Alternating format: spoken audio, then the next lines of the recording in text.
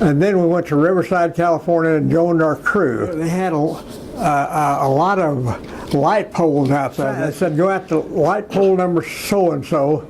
And we went out to that light pole and then found the number. And all of our crew was assembling out there.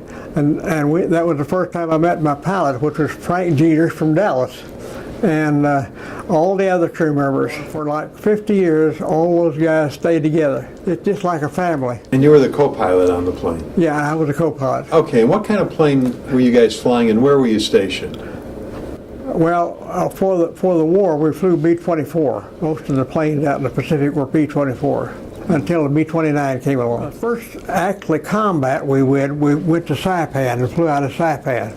And the Saipan, you could look from Saipan and see Tinian, it was that close. But Tinian is where the B-29s dropped the atomic bomb from there. Right. How many missions did you fly? 37.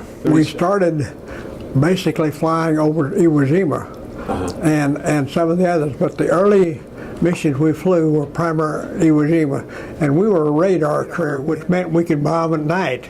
A lot of our missions were in the middle of the night, one airplane, snooper mission they called them.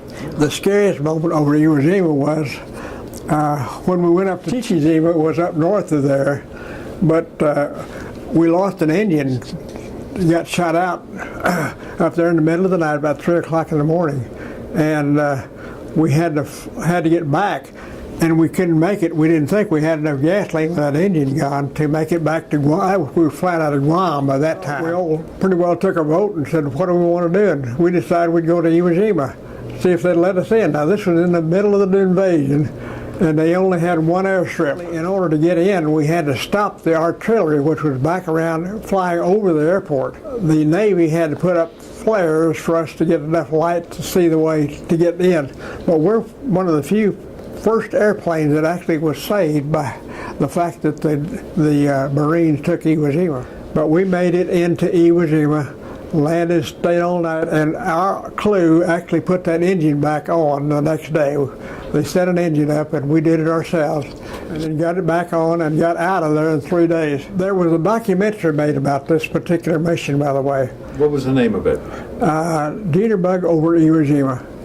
And PBS produced this? PBS made it national.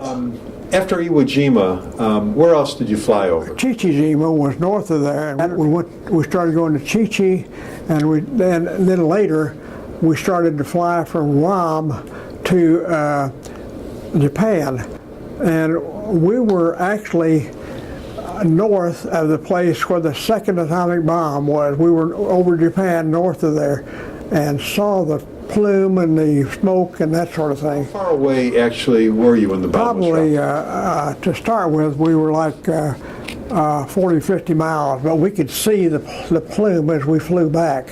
It just looked like another city had been burned, like we had seen quite a bit. We were not close enough to see any of the damage.